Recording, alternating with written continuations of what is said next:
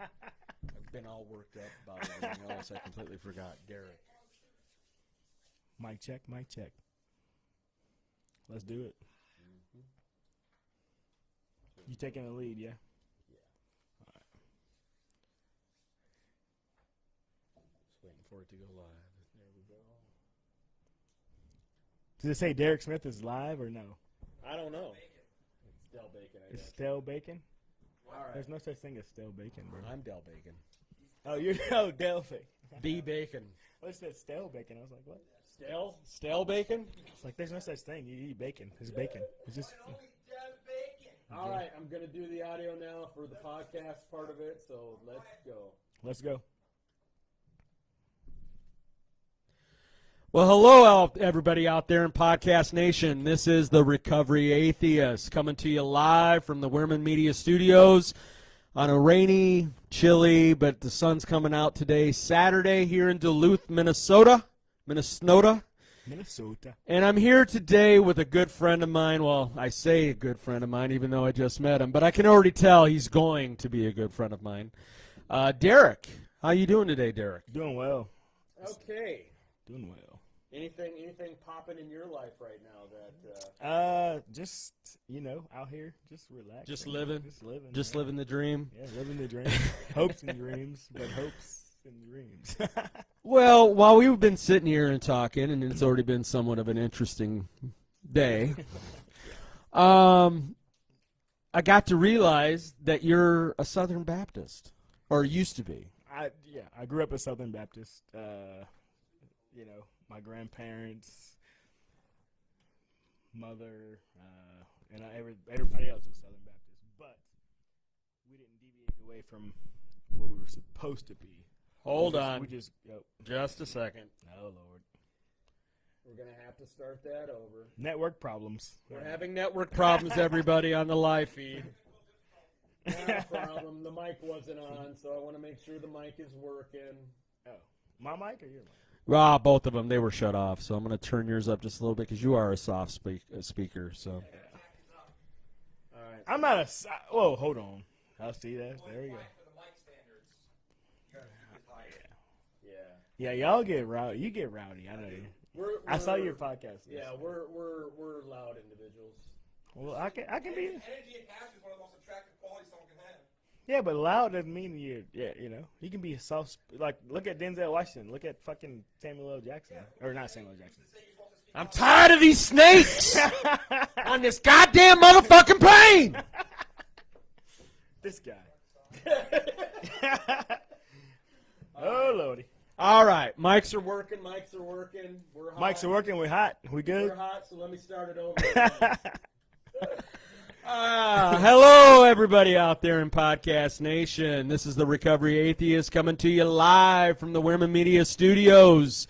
And I just want to say that I am so excited that you are here with us today.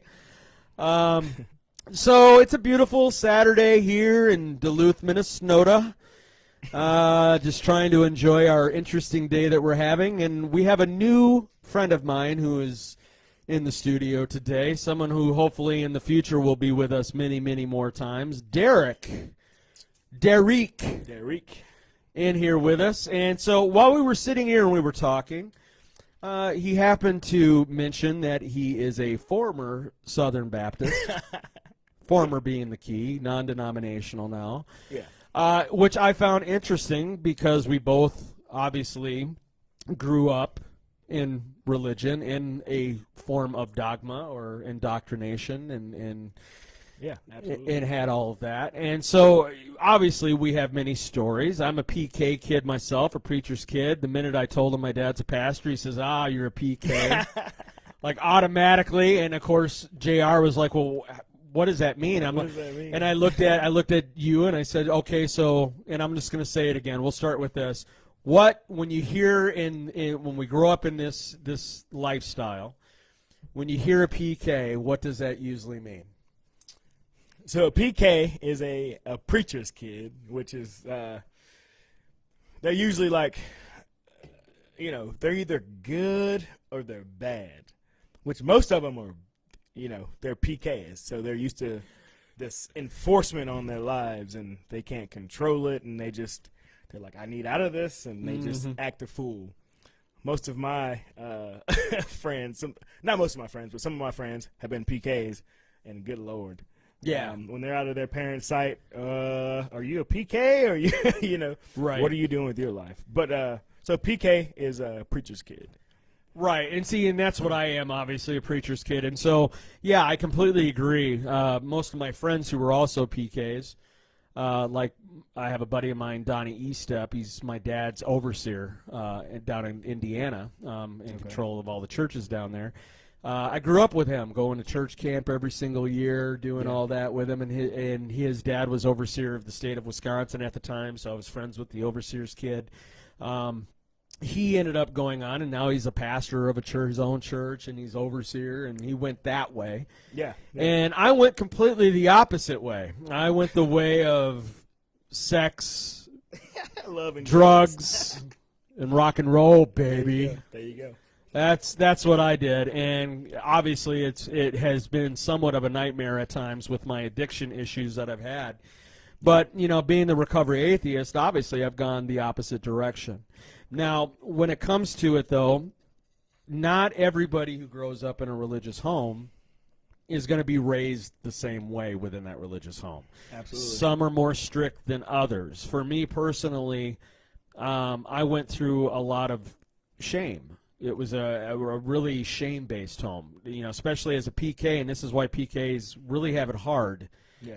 Is that when we make a mistake, it is a representation. It shows on your father's ministry. Yeah. Everybody's watching you. Right, that obviously you can't be a good pastor or a good preacher because you're not taking care of your own kids and they're out of line. So I grew up with that. I want to do right now is I want to get kind of an idea of what it was like for you growing up. How often did you go to church? What was in your home? How did it kind of go down? Did you have both mom and dad in the home? I did. So for me, it was more of I was raised to be, evolutionary. You know what I mean? My parents took care of me. My grandparents were. This is going to be the next, generational leader that we have. Right. And within that church. So I was Southern Baptist, but then I had another side of my family who was Church of God in Christ, which is another branch of Baptist. I know them quite well, actually. Yeah. So it was a little different. But growing up, Southern Baptist, I went to, Monday was, children's night. Tuesday was choir rehearsal. Wednesday was Bible study.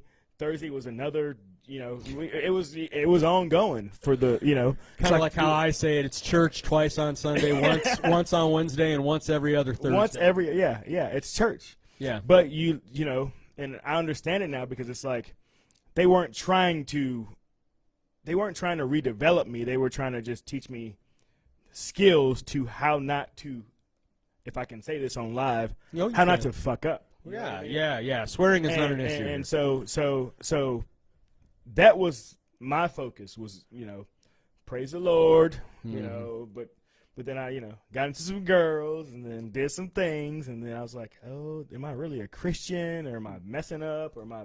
So you had some doubts in that a little bit? I had some doubts, and in my Christianity, my faith. But I came back to it, later on in life because I was like, man, this is actually, what my grandparents taught me, what my mother taught me, my father taught me was actually coming into pass and spoke to me, Right. And so, whether or not you're a religious person, you don't have to be to understand the story. You know what I mean? Right. And with religion, you have two different things that you can look at. You got religion, and then you've got spirituality. Okay. Yeah, absolutely. Religion. When I look at the definition of religion and everything like that, it's just something that you do religiously. It's a habit. So going to church at 10 o'clock on Sunday mornings, like I would, it was religion. We would be there every single Sunday at that time. Yeah. And that was just part of the plan. It didn't matter if you were sick; you were going to be in church. Spirituality for me is something that you live 24 hours a day, 7 days a week. Exactly. It's part of your fiber of who you are. Exactly. So I completely get where you're coming from on that. I was raised pretty much the same way, doing the church all the time. I have a feeling between the Southern Baptist and then with my church, which was Pentecostal, my former church, Yeah. we were probably more on the stricter side Yeah. than what the Southern Baptist. And that's hard to deal with, because it's like, man, Southern Baptists are pretty. Whew. All right, so I'm going to go through a list. Oh, and by the way, everybody, thanks for being with us today. Thanks for watching us and listening to us. So what I'm going to do is I'm going to go through a list of things I grew up with that was a no-no. Okay. And then I want to hear your reaction to it and whether or not you agree that you had that same issue. Okay. And I'm sure we some can of do your reactions to some of this is going to be classic. Probably, because Okay. yeah, my parents were, yeah. All right, so in my church, start with the women first, because that seems to be the one that really gets me motivated and gets me upset, why women would want to even be a part of this. But number one, the woman has to obey the husband. Okay. Yeah. Two, up until like the early 1980s, so mid 1980s. So my mom, she always wore a dress, can't wear pants. Can't wear pants. Yeah. Has to have long hair, can't cut it short. No jewelry. They didn't wear wedding rings. Okay. No makeup. Women were not allowed to talk in church, especially in the business meetings, and up until the early 90s, mid 90s, couldn't minister. They could only work in missionary work. Okay. As their ministry. I grew up with the idea of, number one, the one that really pisses me off the most is because I'm a very artistic person and music is my life. Yeah, absolutely. Can't listen to anything secular. Everything is Christian. Like my first rap album I bought, which rap has been a huge influence on me. My first rap album I bought was a group called DC Talk. Okay. Ever heard of them? I've heard of them, but I haven't listened to them. Decent Christian talk. That's what it meant, Yeah, DC yeah, Talk. yeah, DC Talk. In fact, the guy, Toby, he's still in the Christian music now, doing, his own thing on his own. I can't remember what his last name is. But anyway, so I grew up with literally it was like Footloose. Can't listen to that kind of music. And you know the movie Footloose, Kevin Bacon. Footloose, yeah. Can't dance. Dancing was not allowed. Yeah. Not allowed. TV we had to watch. No R-rated films. Every once in a while I'd get lucky with PG-13, but no R-rated films. We actually went 2 years without TV at all. Oh, man. 2 years. Oh. Couldn't converse. Couldn't have friends or relationships with friends who were not part of the church. Complete segregation. Yeah, that's okay.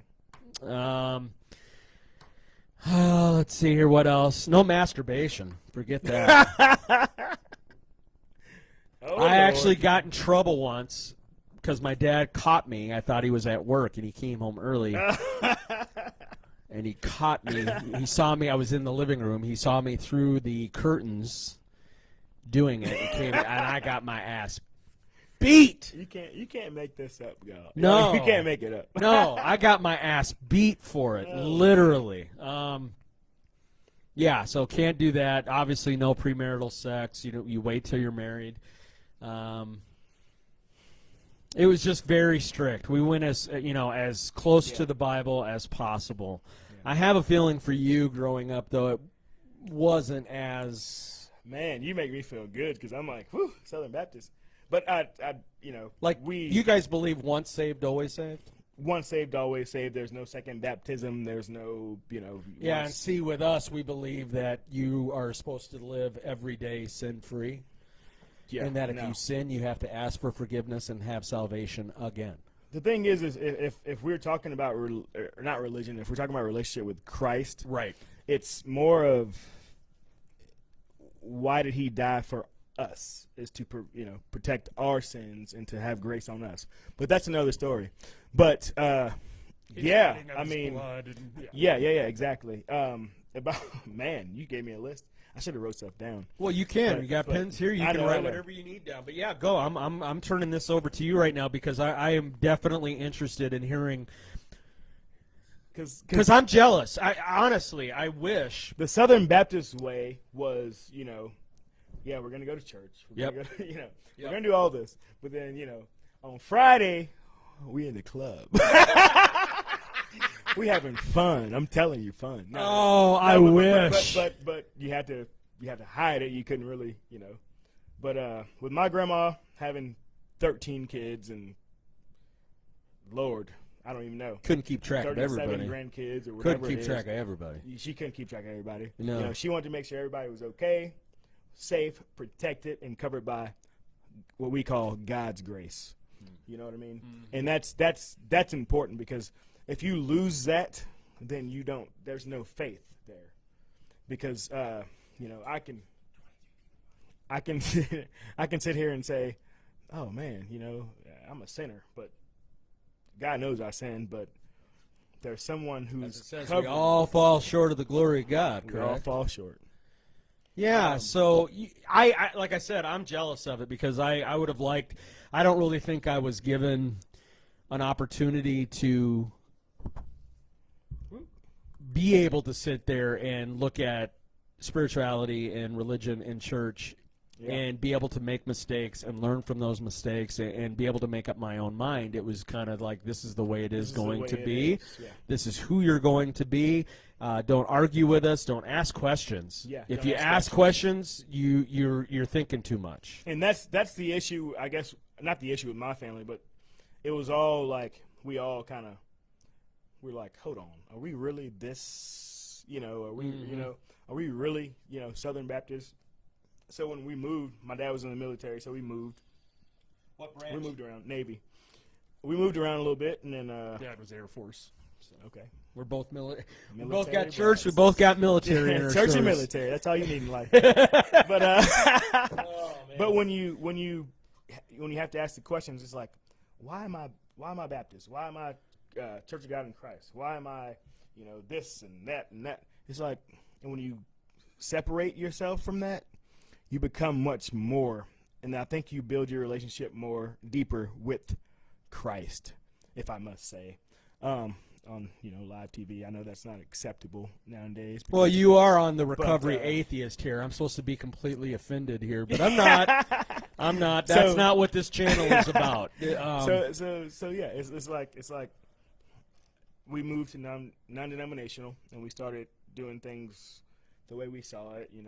Acts and Revelations and the way we saw it fit, and it was like, yeah, this is well, and that's what my religion, or my mom and dad's church is what they believe. We're Pentecostal, so we believe the church was formed on the day of the Pentecost in the upper room and the speaking of other tongues and everything like that. Which is perfectly fine. Right. That's that they feel that's when the church was formed. But I agree. With the non-denominational, I mean, why are we all arguing? When it comes to how many different types, I mean, you got First Southern Baptist, Second Southern Baptist, you got all these different types that all of them are arguing with each other over small little insignificant little differences. And each one of them says they're the true church one way or the other that way. And it's what are your thoughts on that? Obviously, you switched to non-denominational because you felt that we all should come together as one and in one mind rather than having all this divisiveness that's being divided between each other. It's nonsense, by the way. But I think that the true church comes down to you and your body and your temple and your mind and how you develop your relationship with Jesus Christ or whoever you believe in. I don't care. And that's what develops the church, because if you're sitting here and it's like, oh, I got to go by this Bible, and this is what they say in Acts 2:22 or Deuteronomy 8:17, it's like, am I living this, or am I like, this is just stories, or is it, you can't not find an answer. And so your hope is to find the answer, and you and your relationship with God and Jesus Christ, that's your relationship. You cannot trade it. What are your thoughts on that? I mean, One of the biggest issues, and I'll just bring this up, one of the biggest issues I have, especially when it comes to the Bible, is how it's very contradicting in certain spots. And then There also, is, and then also people seem to want to pick and choose, almost like a cafeteria style, what they want to believe and what they don't. One minute it says, do not lay it down with a man as a man with a woman. It's an abomination against the Lord. Against the Lord, and so that's against the whole thing of being homosexual. I think Yet within that same book in Leviticus, same it's room, got no eating of shellfish, no cutting your hair, Yeah. no wearing of two different types of cloth, for your clothing, no seeding two different types of seeds. So when it comes down to it, I see so much contradictions. One minute God is a God of peace, the next minute he's a God of love, next minute he's a God of war, next minute he's a God of this. And it's like, what is the true story? Yeah. So how for you do you kind of get through that muddy way of looking at it and bring forth the true belief or the true story that what you want to form it to believe for you to give you that spirituality you're looking Okay. Yeah, it's very gray because sometimes I'm just like, I'm lost. I read my Bible sometimes, I'm just like, I'm lost, because this one minute is like, but you have to, like I said, as far as selfishness kind of goes, you have to kind of be selfish within your word and what you believe in and what you act on and how you do it. And it's like, I know that with, let's say Leviticus 22:2 or whatever, Revelations 2:12, let me find and go deeper into myself, because if you don't believe in, first off, if you don't believe in yourself, then you probably shouldn't read the Bible. Have confidence in when you read the Bible, because God, it's all over the place. It's stories, it's truths, it's reality, it's factual, it's fiction. It can be all over the place. But when you have and you dig deeper into the Bible, into the moment, you have to understand that they're not, sometimes it's not always going to be like 100% factual. It's going to have some things in there. It's like, man, how do I discern this in my reality? You know what I mean? So that's the issue, I think, that we kind of enclose ourselves in, and because Jesus is Jesus and Lord is love and all that, but like, right. Well, how do you look at faith? I mean, you've mentioned the word faith. I struggle with the word faith. Like when I do. When I I do look too. up the definition faith, there's a key word in there that I like to use instead of the word faith, and that's trust. Trust, yeah. So when it comes to faith, I hear it a lot, and it's not all Christians, but the ones I think that are taking it a little too far are the ones where they just have faith in everything, almost like, literally, like they don't have to put any work involved, that God is just going to magically do everything for them, and I just have faith that He's going to provide. And it's like, no, you need to be able to take action. It says faith without works is dead, correct? Dead. It's DOA, dead on arrival. I think that your faith belongs to you and what you hold on to. That's faith. To me. And whether I believe in Jesus Christ or not or whatever, it's not. It won't affect you if I believe in Jesus Christ. I don't think. I'm not going to sit out here and be like, faith without works is dead. I'm not going to sit out there with a poster sign or anything. But see, I believe in that. I believe that without works, whatever hope or whatever we're trying to achieve in life, without works involved, it's dead. You can't just sit there and say, yep, I'm like right now for me and JR and Wierman Media and Trey Entertainment, which is my business, we're not doing this and just sitting back expecting this to just happen. To happen, no. We've got to take the steps to get to where we need to go to get to where we want to go and get the results. So I completely agree that without works in that, it ain't going to happen. So that, when it comes to that, the faith without works is dead scripture is one that if there is a scripture out of there that I would lean on and say I agree with, and trust me, that's few and far between. I would say I lean toward that being having truth in it. Yeah. There's no scripture that I point to really. I search and I try to find answers sometimes because I'm just like, good Lord, what's going on with my life and what's going on with this person? And I try to find discernment in things. And that's another thing, is when you do read biblical texts and you do have faith, I think, and this is my opinion, you have discernment in life, which is very, it's like, you know, you become tone deaf because you're just like, oh, this MFer ain't real, this MFer ain't real. But you cannot let that lead you to the path of destruction, you know what I mean? Right, yeah. And it's just like, you know, and life will go on, yes, you know, whether you believe or you don't believe. But if you do believe, all here. But if you don't believe, whatever. Well, trying to think how I can word this in the way to make it easier. But just how, I mean, obviously, I don't look at you as being closed-minded.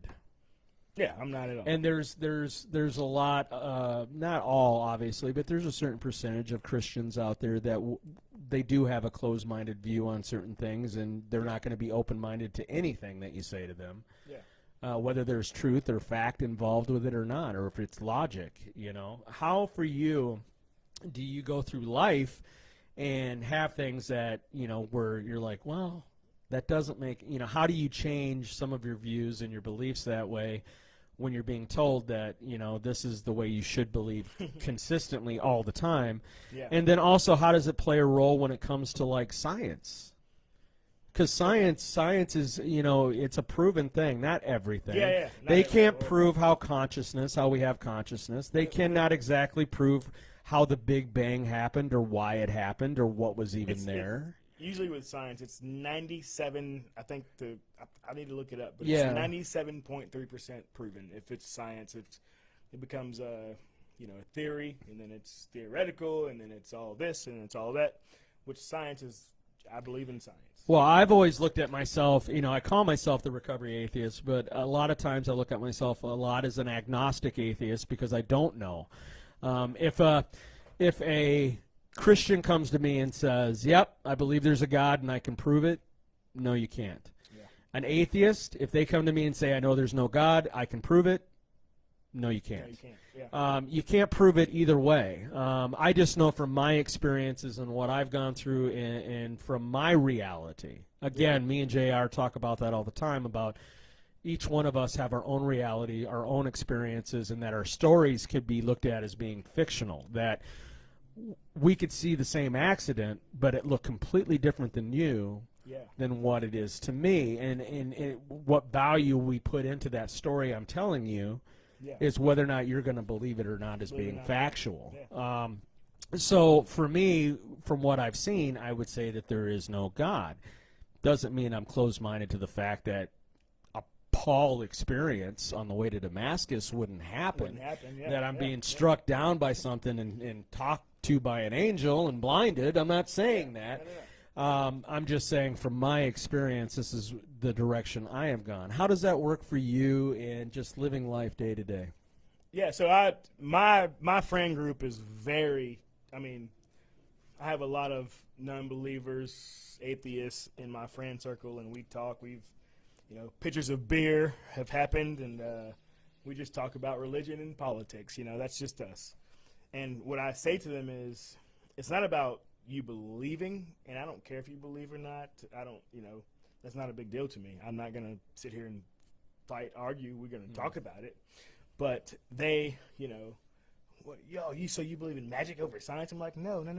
That's not the issue right now. This is what I've been brought up as. This is what I believe. This is my history. This is my traces of faith and value and everything and circumstances, is not to get you up in emotional circumstances and distress. It's for me to be like, this is what I've dealt with, and this is why I believe that you should maybe take a step back and realize what I'm doing. And so I think it helps me to understand that there's going to be people from all walks of life, in every variance, every circumstance, and everything, who's going to either make or break me. You know what I mean? Right. And I won't let anybody, sit here and be like, well, religion is dead. Religion is fake. Religion is, bullshit, basically. no, that you ain't doing that, because I know where I come from. And I know that religion, not even religion, a relationship with my Lord and Savior has helped me. So that becomes personal. Yeah, you may believe, that there's no God or no Bible or whatever. That's fine. I don't argue with that.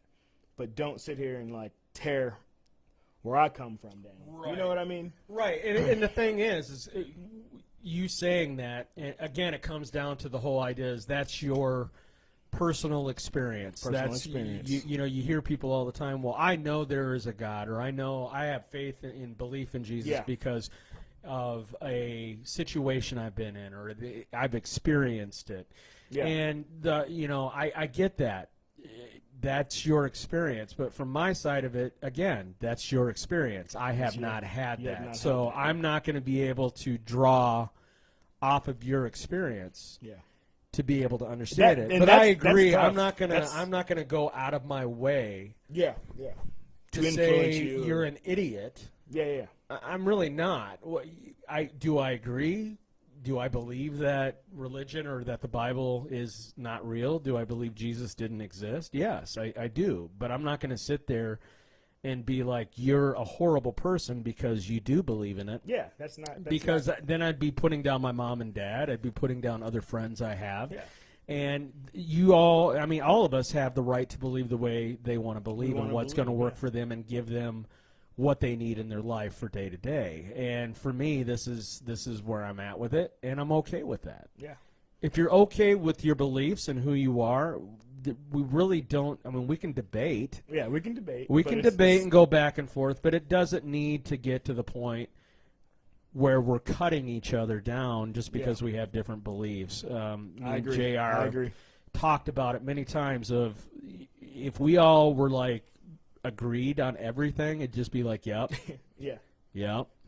And that's it would be boring. It would be completely boring. Some of these I call them, I don't know, what is it, new generationalists or Gen E, Z, Y, X, A, B, C. Whatever generation they are. But it's the thing is like, I don't want any problems. I just want to live. I just want to vibe. It's like they're passive, and it's like, can you get in an argument with me, please? Can you fight me? Yeah, good luck with that. Going through life and just living life without having issues or arguments or debates or having your feelings hurt or it's good luck. Good luck with that. And then they wonder why, and they give the boomers all the crap in the world about being boomers. Well, the fucking boomers were the fucking real But when it comes down to it, the boomers coming out of World War II into the 50s and into that era, into the 60s, they ain't seen nothing. People today, especially the younger generation today, have no clue the work that had to be involved in that to be able process. to get it. Was it a racist, sexist time? Absolutely, Yes, absolutely it was. But even with that, they found a way to get through it, and I'm so happy that we're not like that anymore. But we have lost a little bit of that work ethic. We have that we used to have. Yeah. It's we kind of getting away from the religion thing here. I really want to go in this direction because it does still sit a little bit on the religious side of it. Is we just did a podcast, me and JR, about artificial intelligence. Oh, okay. I'm playing a game which I finished it last night with the best ending. It has like over 100 different endings it can have. It's called Detroit Becoming Human. And it's about androids, becoming human, wanting to be like and having that higher consciousness. Okay. I can see it. And Jesse Williams, the actor, he's from Grey's Anatomy, and he plays. I know Jesse. He plays Marcus. He plays the lead character in it, the one who frees he's an android himself in it. Really good game. I suggest it for anybody. But again, it comes down to the idea of with artificial intelligence is that playing God in a way? Yeah. For you, for me, I'm all for it, right? For me, it's like I'm all for the science part of it, but the religious side of it is they're going to be very fearful of it because it's like you're playing God again. You're in the whole creation story of being. if we're trying to clone and recreate things, we're playing God. When, and I'm sure that's something that you look at as that's probably a no-no. well, I don't think it's playing God. I think maybe it's an act of God, and that's just my opinion. When science takes over, which we're a scientific world, I believe. I would think hope so. so. I would hope so. But Yeah. I don't know anymore. I don't know. We got tons of science all over Right the here. place Yeah. right? When science takes over, it's a great thing. It's not a bad thing. Like, I'm not, as a Christian man, I'm not sitting here like science is evil and bad, and because all the Christians use Facebook and Snapchat and Instagram and all that. It's just like. And they're the first, and a lot of them are the first ones to say that science is a hoax. Science is a hoax. Science is just a way for something to be put in place to try to prove there is no God or hypocrisy is evil. But but that's a whole other issue. I think. Right. I We'll like save to that so. for another day. Another day. But yeah, man, I think science should be relived, especially in our communities that we need. I mean, God, we need science. We need anything, education, history, fucking math, science, technology, anything that we can do to make everything better. I think it's gonna Well, live it's going to on, also with science. There's another part that when it comes to religion that they look at is that with the science we're becoming able to live longer. Yeah. Well. So there's a study. I think there's a couple studies out that with science, with everything happening in the world, that we're actually going to live a less. Because I think the life expectancy for a U.S. male was like 82. Was like. I remember when it was like 70. Well, now it's like 78. I think. Is Okay. Like but that's all polls, and that's all. Just, Whether it's fact or not, we don't know. Yeah, we don't know. It's all polls.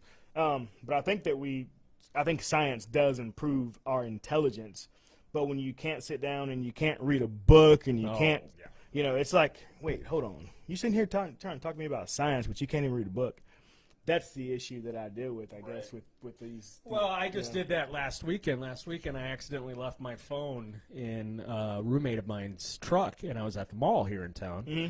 And at first, I was just furious. I was pissed off. I'm like, I can't listen to my music through my headphones. I need to know when the bus is going to show up, all of that stuff, right? And then I started thinking about it. Wait a minute. I was born in 1976. I grew up in a time where you had to ask for directions. You had to know where you were going ahead of time. You didn't have GPS and everything else there to help. Dell, you'll be fine. And I was. Okay. I actually enjoyed it. I went into Barnes & Noble. I found a book. I got a coffee. I sat down. I read the book. Didn't worry about your phone. Yeah. Didn't worry about anything on my phone. I walked through the mall, enjoyed it, got to the bus stop. There's the bus. Got on it, found my way back home without needing my phone. It was actually enlightening to me that I didn't need to have that technology. Now, if it's my choice, you just have to go into my room at the house. I have technology coming out of the ass. Or you don't even know technology. Right. I mean, I'll give you a side story, and this is my parents, who hopefully they will zoom in at some point. I don't know. They'll hear this story, but we'll make sure they get a hold of it. In college, in college, I have lost my phone. I've got beer on my phone. I've left my phone at the bar. I've right. And they're like sitting here like trying to contact me. I'm like, I'm okay. I got my laptop and I'm like, I'm okay. But it's caused more fear. What would I do if I didn't have a phone? It's caused more fear. It's caused more fear. I know that back in February, my last little stint of drinking. I was in a hotel in Egan. I ended up getting a DWI that night and went to jail. And I was drunk, and I had left my phone at the Quick Trip in Egan. Oh, Lord. So it's gone. I get out. I come back to the hotel. I get out of jail, come back to the hotel. I'm still drinking. My mom and dad couldn't get a hold of me. And so they actually tried to put in a missing persons report. And so they're like, well, if he's drinking in a hotel, there's nothing we can do until he decides to show himself. Yeah. But we'll put it in there in case we run into him or pick him up or something like that. And so it's like, okay, but yeah, it seems to me like it causes more fear now that we don't have that instant connection with people. Yeah. back in the day, it was just like I was watching a show. One of my favorite shows of all time is Mad Men. I don't know if you've ever seen it. I love Madison Avenue and the advertisements. And so it was an episode with Don Draper where his wife, it's later on in the show, Megan, they get in a fight at the Howard Johnson, and he takes off and leaves her at the Howard Johnson, comes back to the Howard Johnson, and she's nowhere to be found. And they're like an hour and a half away from New York. And so he's trying to find her, trying to call her, trying to figure out. But it's not like today where we'd have a cell phone to be able to get a hold of it. It's he's sitting there in despair, wondering 50s, if she's No, actually late 60s. Late 60s. Okay, Yeah. So he's like worried she's being kidnapped, being violated, being all this stuff. He ends up driving home, and she's at the house. And it just the despair he was in. Yeah. Not having it. Today, it's not like that. It's not like that Today, at all. it's like you can try to get a hold of someone. You can like literally track their phone. So I remember being a kid. Good Lord, maybe you do too. Yeah. When my parents said, and this comes to reality now because it's like check in every hour. Yeah. You know, be in before the street lights. Because if they turn on, I'm gonna come looking for you, and then I'm gonna whoop your ass in public because that's what we did. Yeah, the street lights especially. You got to the be street home by lights the are street on. lights. I'm coming to. We gonna have some fight. But check in every hour. You know, like on your bicycle or your skateboard, on your skates or whatever you do. Right. You know, it comes back to reality because it's like, damn, we didn't have a phone back then. We didn't know what to do. We had fun and we just did our thing. And it's like. Now it's like every 30 fucking seconds. Well, and now there's so many more predators now today with kids. And I mean, I remember growing up where you didn't lock your door. Exactly. You went a couple blocks that you played with the neighborhood kids. You know, Yeah. It's not like that anymore. Nope. Neighbors used to grill out together and do stuff like that. And I don't know how it is in the black culture anymore. If it's still that way, that they still do the street grill outs, the street parties. I mean, I grew up around stuff like that. No. So I think it still is, but it's not very, as much. It's very regulated because you have to watch out who you hang out with. Right, because now it's like with the white culture part of it, we're just all clammed up. We don't know. We don't know who that person who's living right next to us is, and we got to make sure that we're protected and that's reality and man. safe, that's reality. and that's where we're at today. So I want to end this on one thing. You said a word that I want to bring up. Go ahead. That is one of the things that drives me nuts, and that's the word hypocrisy. Do you, bro? You know what I'm saying, right? I grew up around so much hypocrisy, and when you are a preacher's kid, you get an angle of it that other people who are members of that church don't get to see. You get to hear your mom and dad talking about other church members in the church and what they're doing, and then also you get to see your dad who's up in the pulpit preaching at people of how they should live, and my dad is a fire and brimstone minister from the pulpit, but yet comes home and lives, and you see him live a certain way as well. Yeah. With his anger and everything else like that, and was verbally abusive and had been physically abusive at times with me growing up, which we have a good relationship now. But when you see the hypocrisy part of it, it really was a turnoff for me. And so how does it work? Like, obviously, you're still involved with church. You're still a believer. Yeah. But you have to see that hypocrisy quite a bit. I do see hypocrisy in the church. I do see, pastors with $1 million homes and Kenneth Copeland, million dollar planes and Joel Osteen. But it's like, you want that popsicle? You can have that popsicle. Yeah. Kenneth Copeland. Kenneth Copeland. Yeah. Yeah. Kenneth But it's Copeland. it's like your people.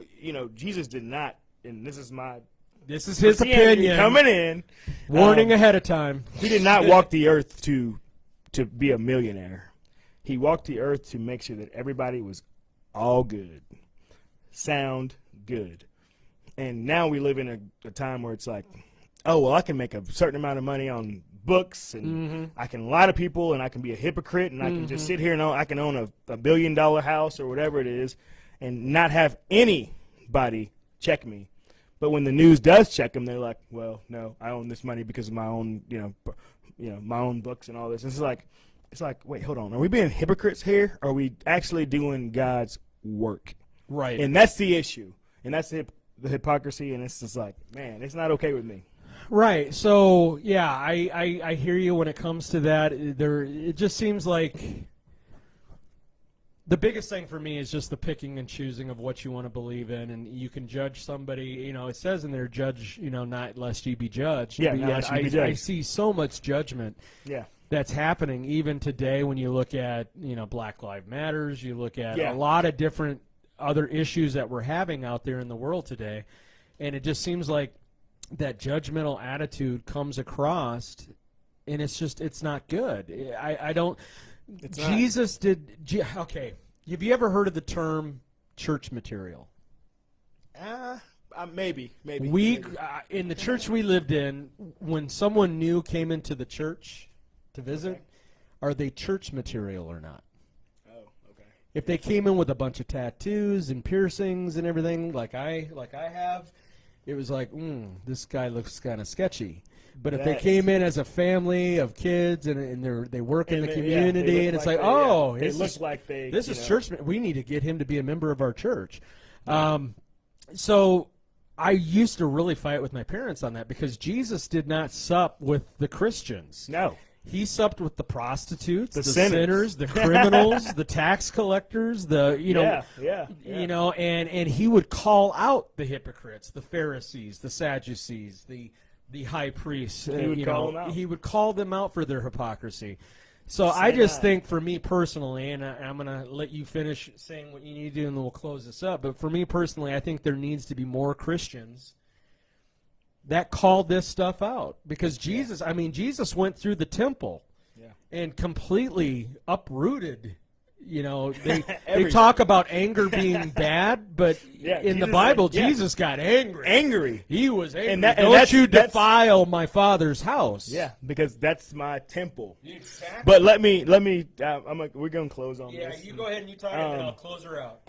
So I think we're coming from a time in the last, I guess, maybe 30 years that we've de-appreciated what Christianity means, and maybe it's even longer than that. Who knows? But we want money, we want cars, we want airplanes, we want private jets, we want all this. The prosperity preachers. The prosperity. Yeah, the prosperity. But you have not walked through the earth talking to people, because you know what? Yeah, you might write a book that makes millions of dollars. You might do this and do that, but you have not touched somebody who's homeless. Maybe you have as a preacher, but as far as teaching and preaching goes, if the teachers and the preachers can get together and stop being like, oh, I have 30,000 members, I have 50,000 members, oh, everybody's giving me tithes, oh, where are your tithes at, where are your numbers at, how many members do you have? If everybody can if all these preachers can come together and be like, let's do this together. Now we talking about something. Because now we all divided. All Christian here, Baptist here, Lutheran, Southern Baptist. Yep. Like, no. Can y'all get it together? Because you're going to be the one that's being judged. I'm not. I am, but get it together. Get it together. Anyways, we're going to end on that note. Well, yeah, but good words to live by.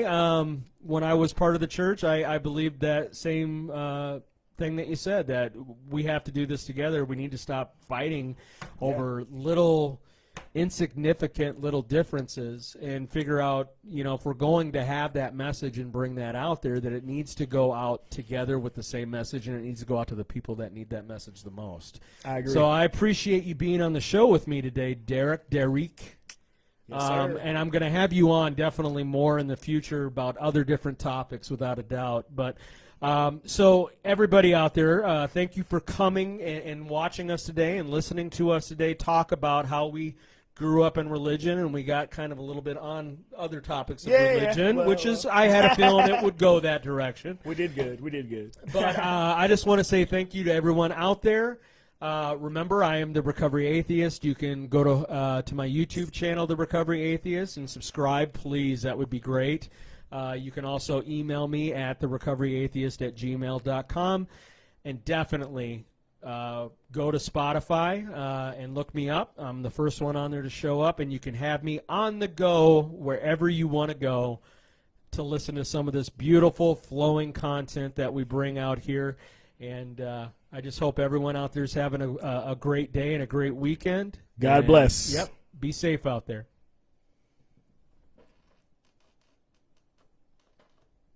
That was awesome. You like that? I did.